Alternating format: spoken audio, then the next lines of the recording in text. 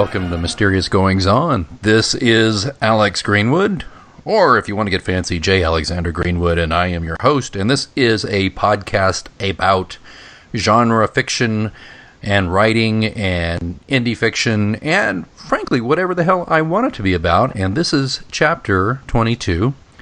And just to tell you, I'm excited to have a special guest with me today. And this is really interesting for me because this person, and I swear to God, I'm not paying him to say this, he actually reads my work, and I think he likes it, and he follows me on Twitter, and I follow him on Twitter, and we're Facebook friends, and he's all the way up in Racine, Wisconsin, and he is funnier than all get out, and we besides the fact books aren't everything, Alex. Well, there you go. He went there, but aside from that, the fact that he and I enjoy a lot of the same authors, including me, he is a devoted Star Trek fan. Which, if you've listened recently, you know that I talked about Trek. You know, you may know from. Well, you may not know, but I've had other shows or other things where I have been very vocal about my dislike for Star Trek Into Darkness, and that was something. So anyway, that being said, my good friend Mike. Hello, Mike. Welcome to the show. Hello, Alex. Thank you. Thanks for having me. Oh my gosh, thanks for connecting, and really thanks for reading my work and your great reviews and comments and support. And you're like one of the few guys and gals who say, "Hey, when's that next book coming out? Come on, man." You know, when is that next book coming out? Oh, well, can I just get back to you on that? It's supposed to be Halloween, but man, my editor's already pissed at me. I don't know. I've had too much going on with work and life, but enough of that. Pilot's excuse, right? Pilot's excuse. It's gonna be Pilot's pink slip from my readers pretty soon, I think. Well, anyway, Mike, thanks again for being here on Mysterious Goings On, and today will be a Star Trek episode of Mysterious Goings On. And if you don't like Trek, I would not tell you to turn off the show. I would tell you to listen and, be educated while two fans cuss and discuss their preferences, prejudices, likes, dislikes about probably the greatest science fiction saga of all time, in my opinion.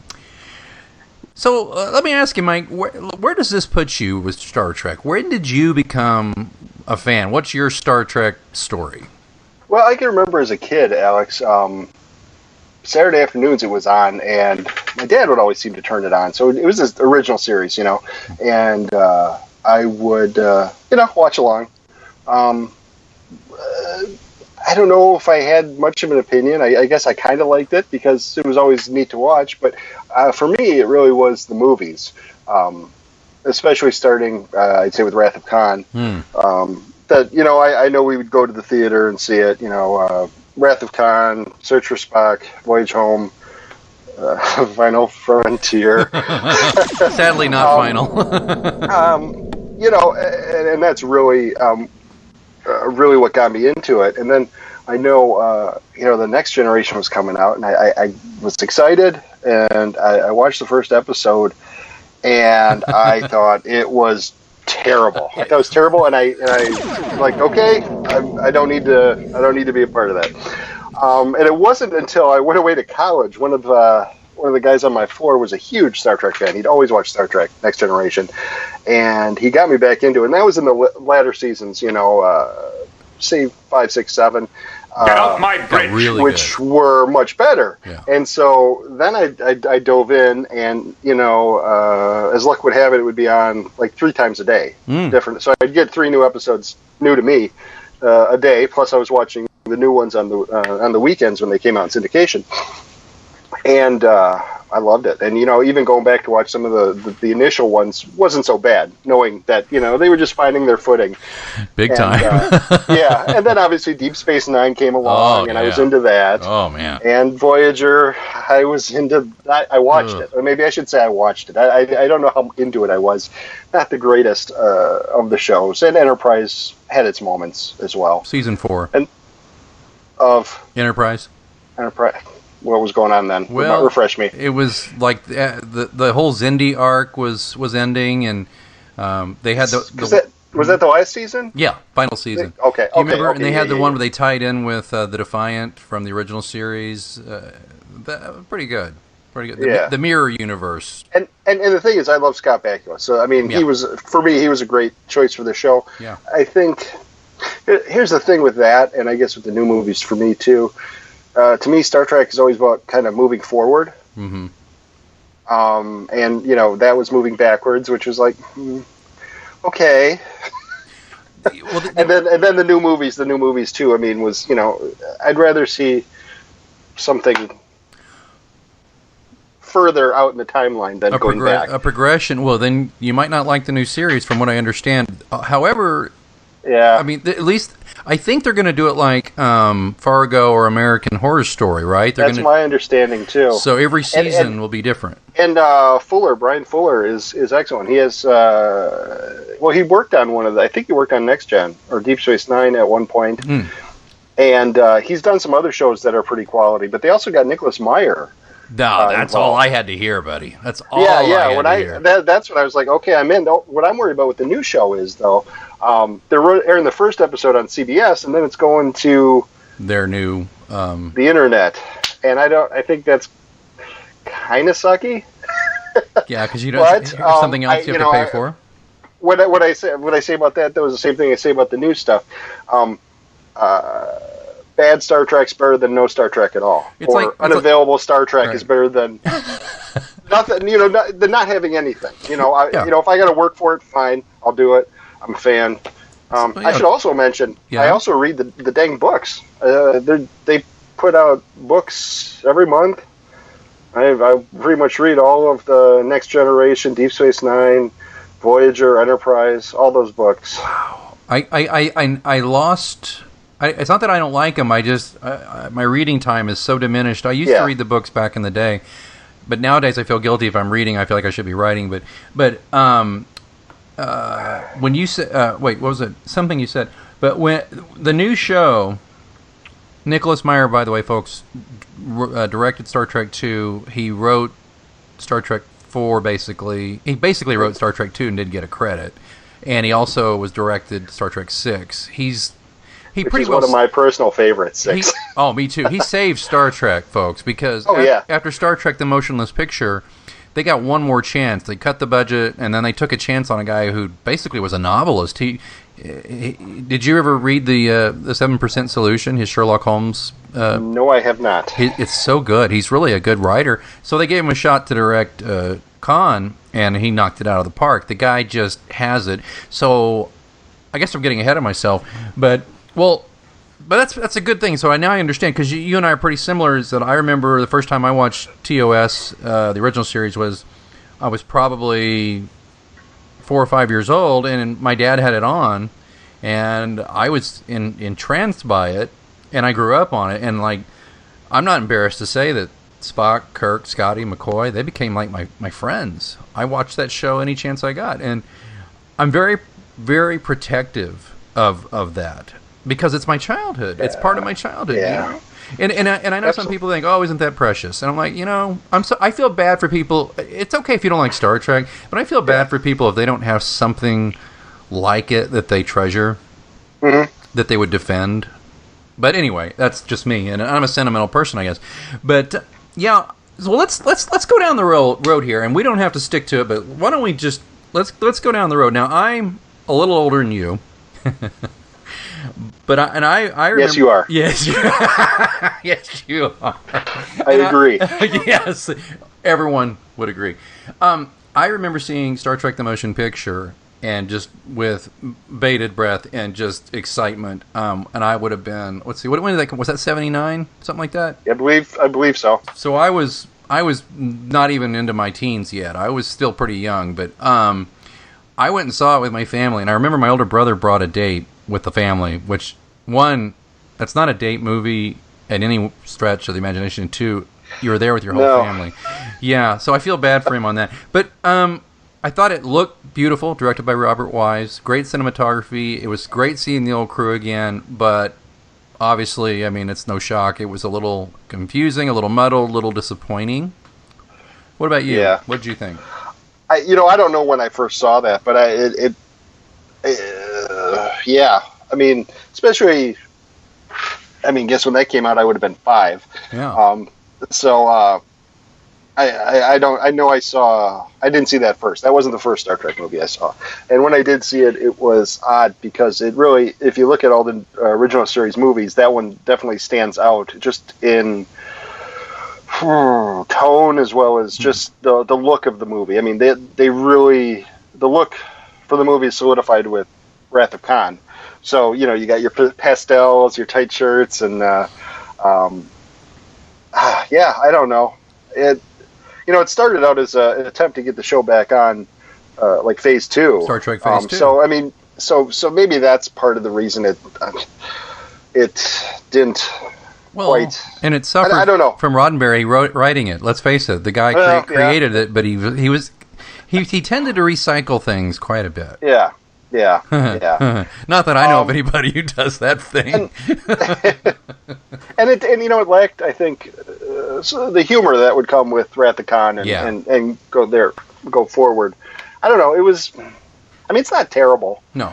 But if I have to grab a Star Trek movie to watch, that's not going to be my top choice. It's not even going to be my top 3 choices. No. Yeah. No. But I did get the director's cut. And that Robert Wise completed. Even longer. Yeah. Even more shots of the ship just kind of lazily going through Beecher. But Starship porn. Yes.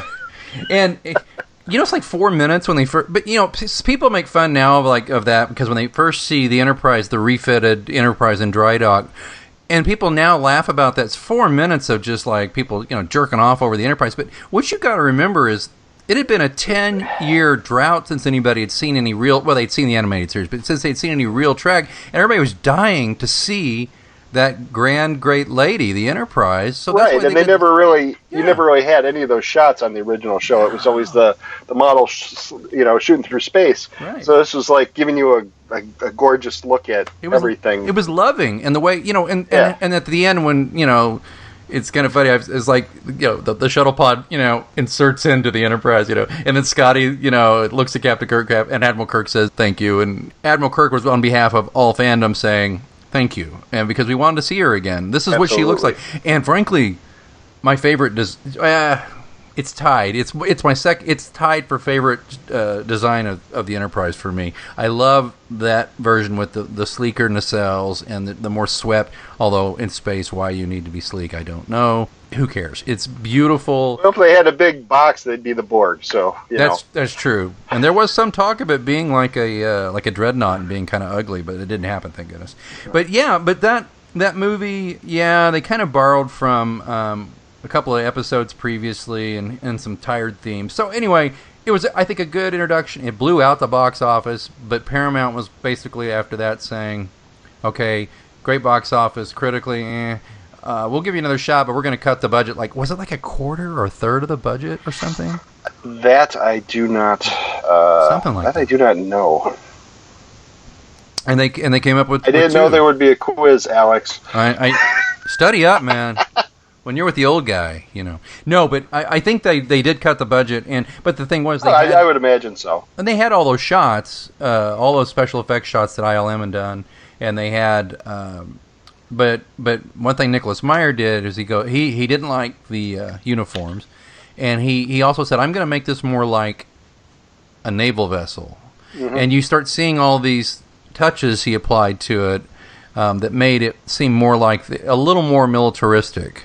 A little more naval, but not so much so that they seem like, Not crazy like the new ones, right? Yeah. Where they're wearing Navy hats and they got that's just a little bit too much on those. I agree with you on that, yeah. And then 2 comes along, and now was 2 the first one you saw in the theaters? I would say so. I mean, I don't have a specific recollection of that, but I would have been 8-ish at the time, and I'm sure...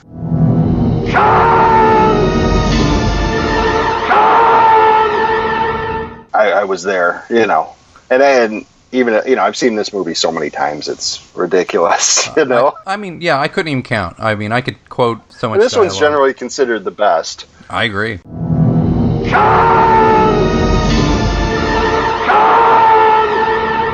It's still the best. Still the reigning champion as far as I'm concerned.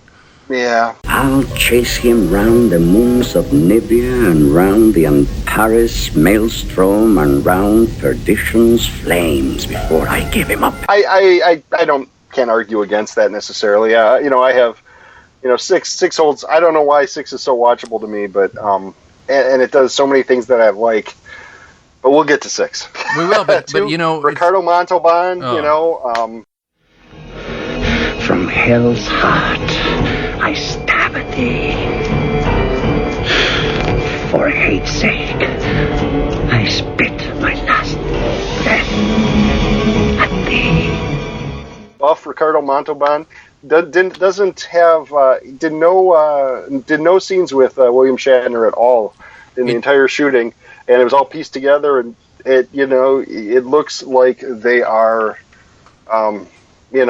butting heads. Mano and mano. It looks realistic, magic of movies. Yeah, it's kind of like De Niro and Pacino in Heat. If you've ever seen Heat with De Niro and Pacino. It's been a while.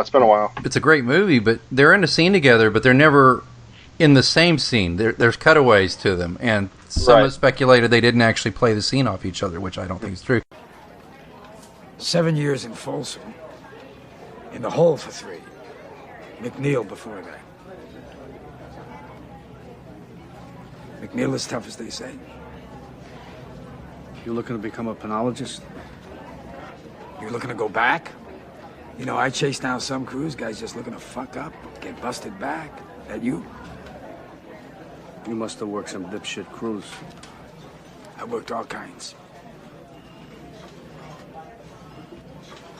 You see me doing thrill-seeker liquor store holdups with a Born to Lose tattoo on my chest?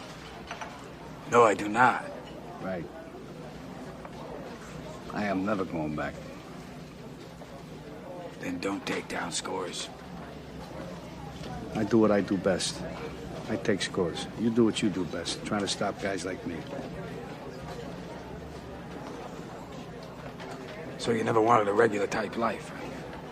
The fuck is that? Barbecues and ball games? Yeah. This regular type life, that your life? My life? No, my life. No, my life's a disaster zone. Guy told me one time, don't let yourself get attached to anything you are not willing to walk out on in 30 seconds flat if you feel the heat around the corner. We're sitting here. You and I are like a couple of regular fellas. You do what you do, I do what I gotta do. And now that we've been face to face, if I'm there and I gotta put you away, I won't like it. But I'll tell you, if it's between you and some poor bastard whose wife you're gonna turn into a widow, brother, you are going down.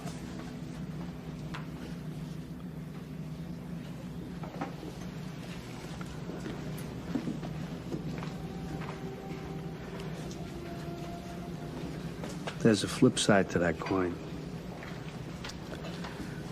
What if you do got me boxed in? Then I gotta put you down. Because no matter what, you will not get in my way. We've been face to face, yeah. But I will not hesitate. Not for a second.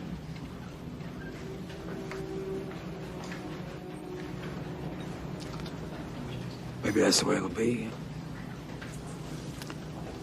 Or, who knows?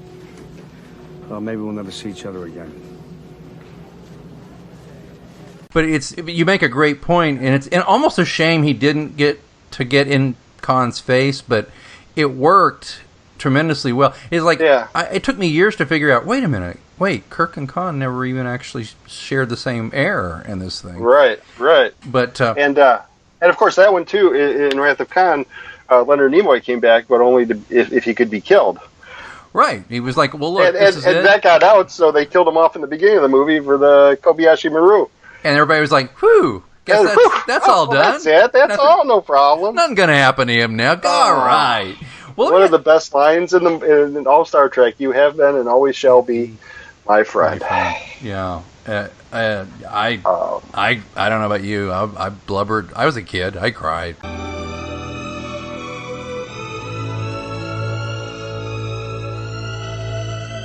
No! You'll flood the whole compartment. He'll die. Sir, he's dead already. It's too late.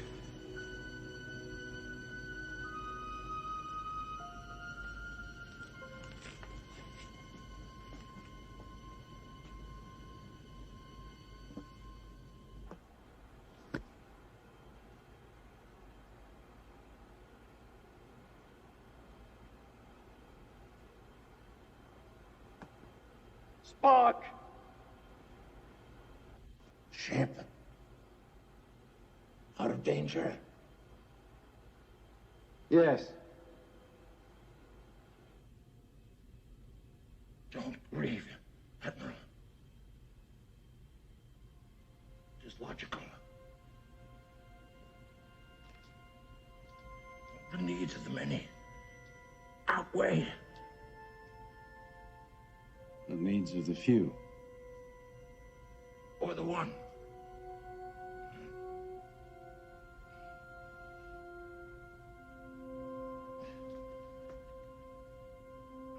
I never took the Kobayashi Maru test until now. What do you think of my solution? Spock.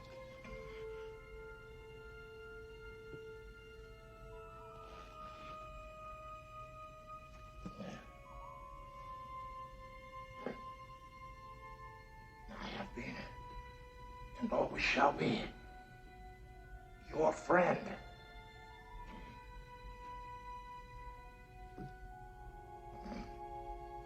Live long and prosper.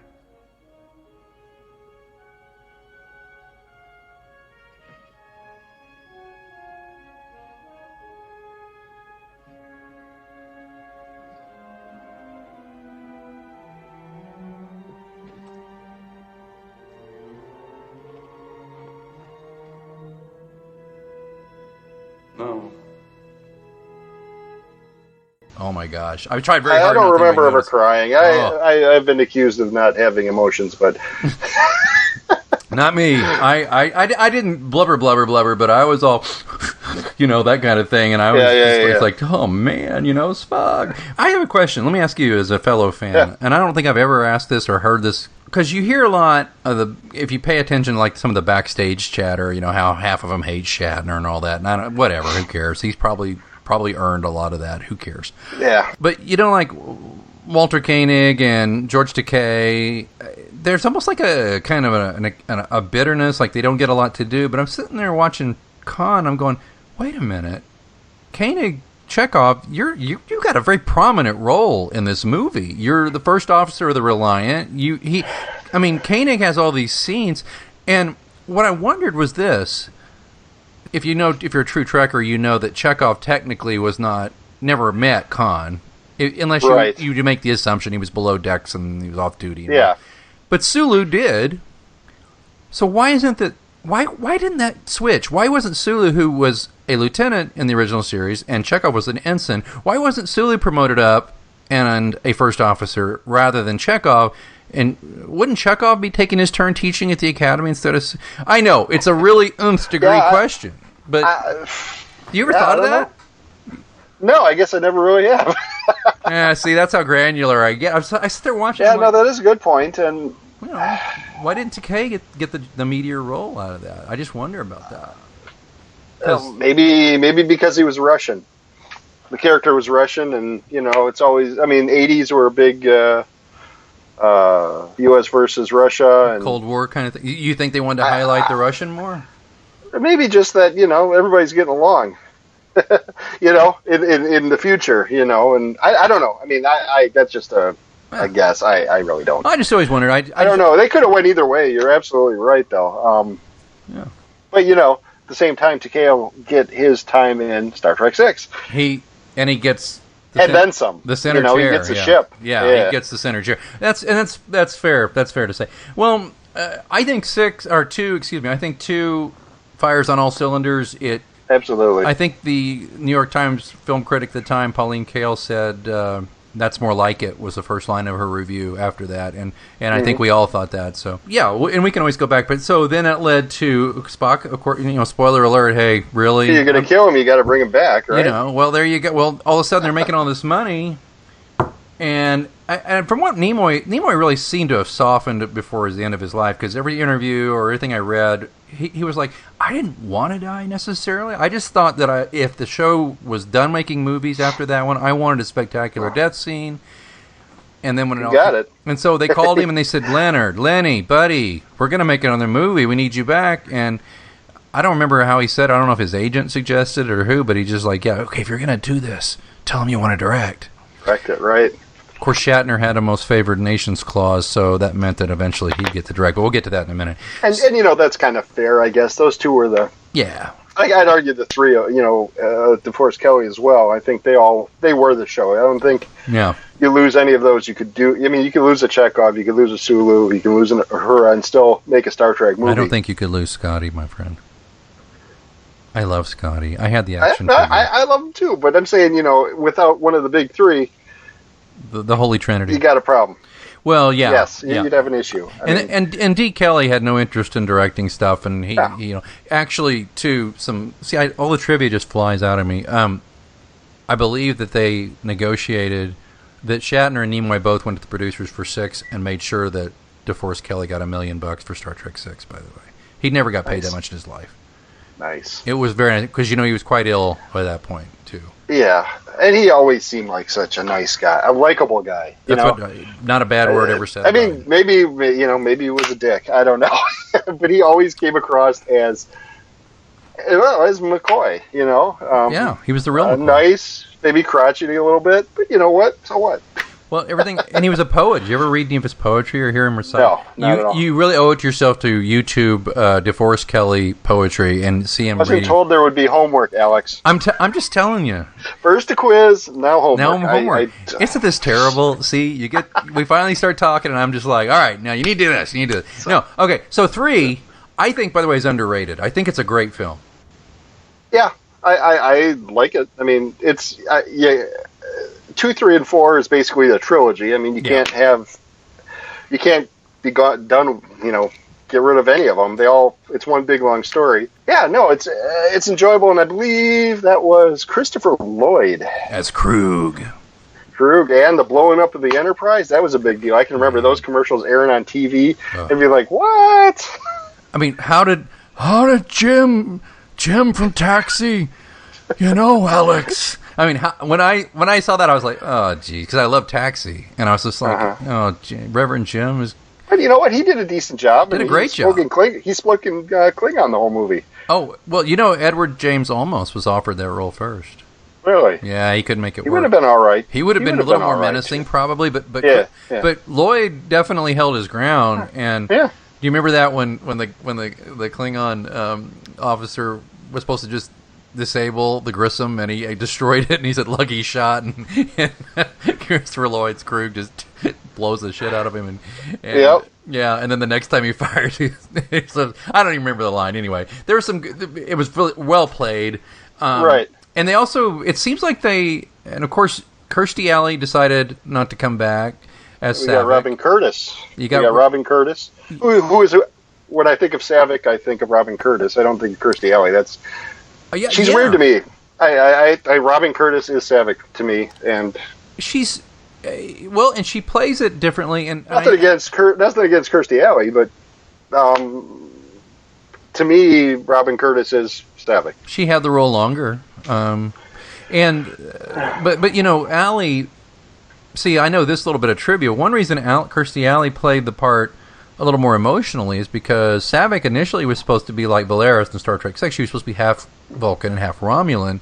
They cut those. Valeris was supposed to be Saavik in Star Trek 6. True. That's right. You're right. But we're getting ahead of ourselves again there. Look at us. See, dueling here. But the deal is, so they cut that, so it was a little weird that Saavik had emotion when Spock died. Yeah. And then when Robin Curtis comes in, they're like, okay, play this straight. You're a Vulcan.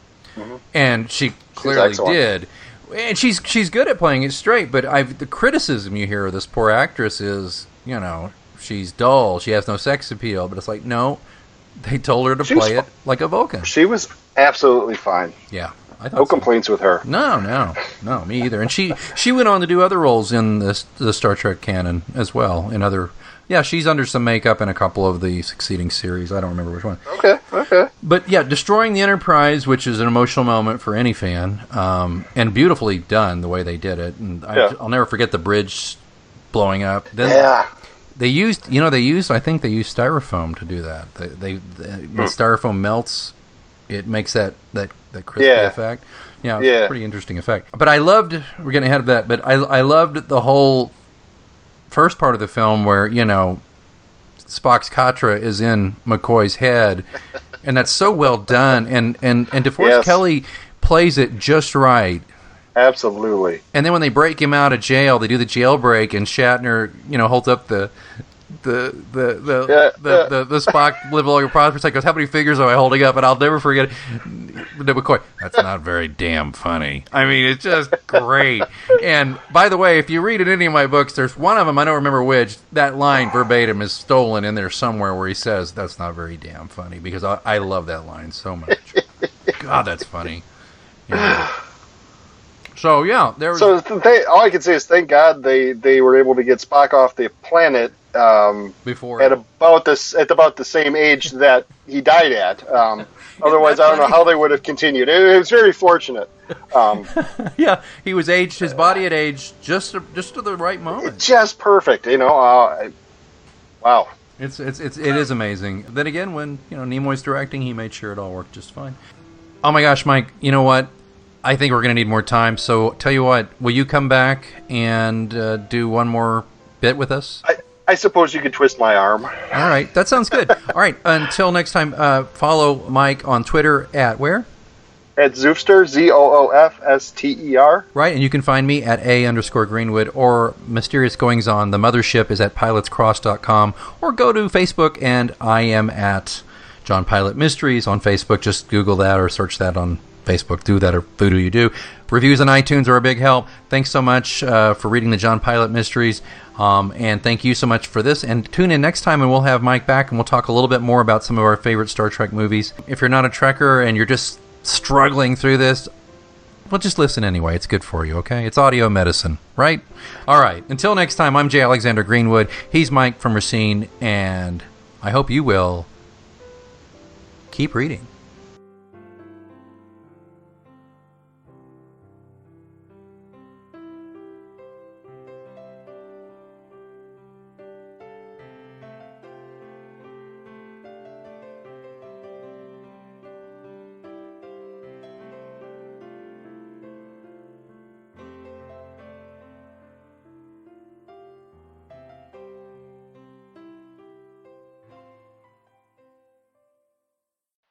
Excuse me, Captain. This is your wake-up call from the new TrekPhone Wireless. What's that now? What if you had to fly this plane while sitting back in the cabin? I wouldn't have any control. Well, that's what it's like going with some wireless companies, but TrekPhone Wireless gives you control.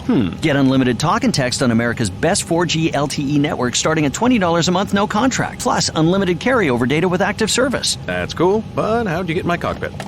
This is your wake-up call, people. The new TrekPhone Wireless. Now you're in control. See terms and conditions at TrekPhone.com. Buckle up, because Metro is bringing you the best deal in wireless. Switch to Metro and get your choice of 2 awesome free phones from top brands like Samsung and LG, with huge HD screens and tons of memory for all your pics and videos. So hurry into Metro and get your awesome free phones only at Metro. Plus sales tax and activation fee. Requires port-in of eligible number not currently active on T-Mobile network or active on Metro in past 90 days. Limit 4 per account or household. Restrictions apply. See store for details and terms and conditions.